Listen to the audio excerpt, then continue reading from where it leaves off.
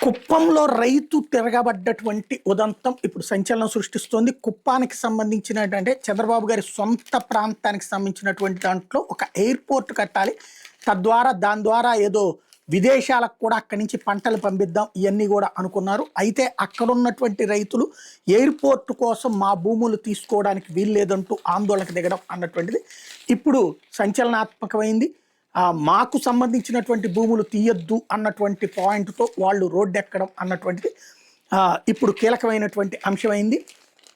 ఏదైతే రాబోయేటటువంటి రోజుల్లో కూడా తమ భూములు ఇవ్వము అంటూ అధికారులను కూడా అడ్డుకునేటప్పటికి అధికారులు అక్కడి నుంచి వెళ్ళిపోయినటువంటి సంఘటన చివరికి ఆ రైతులతో గొడవపడి అది కాస్త వివాదం అవుతుందన్నటువంటి ఉద్దేశంతో వెళ్ళిపోయినటువంటి సంఘటన చోటు చేసుకుంది. దాన్ని ఈనాడు జ్యోతి మరి అక్కడ ఎడిషన్స్లో ఏమన్నా రాశారేమో సాక్షి హైలైట్ చేసుకొచ్చింది. మా భూములు వదిలేయండి సారు అంటూ ప్రతిపాదిత కుప్ప విమానాశ్రయానికి భూములు ఇచ్చేందుకు సుముఖంగా లేని రైతుల భూముల్లోని నిర్మాణాల వివరాల నమోదుకు అధికారులు చేసిన ప్రయత్నాలు విఫలమయ్యాయి. చిత్తూరు జిల్లా శాంతిపురం మండలంలోని దండికుప్పం వద్దకు మంగళవారం అధికారులు వస్తున్నారన్న సమాచారంతో పెద్ద ఎత్తున రైతులు అక్కడికి చేరుకున్నారు. అధికారులతో వాదనకు దిగారు.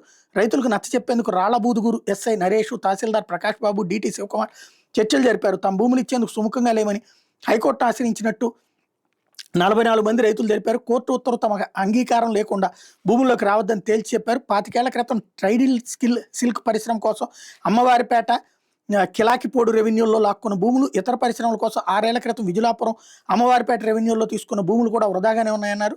రైతుల నుంచి తీసుకున్న భూములు 5 ఏళ్లలో అభివృద్ధి చేయకపోతే భూసేకరణ చట్టం ప్రకారం తిరిగి వారికే ఇవ్వాలని డిమాండ్ చేశారు.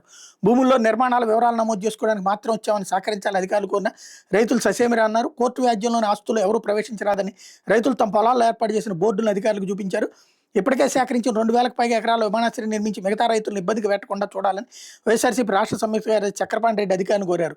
రైతుల అభిప్రాయాలను, అభ్యంతరాలను పరిగణలోకి తీసుకొని వైఎస్ఆర్సీపీ జిల్లా ఉపాధ్యక్షుడు కోదండరెడ్డి అధికారులకు విజ్ఞప్తి చేశారు. విషయాన్ని స్పెషల్ డిప్యూటీ కలెక్టర్ కరుణకుమార్కి అధికారులు ఫోన్లో వివరించి వెనుదిరిగారు.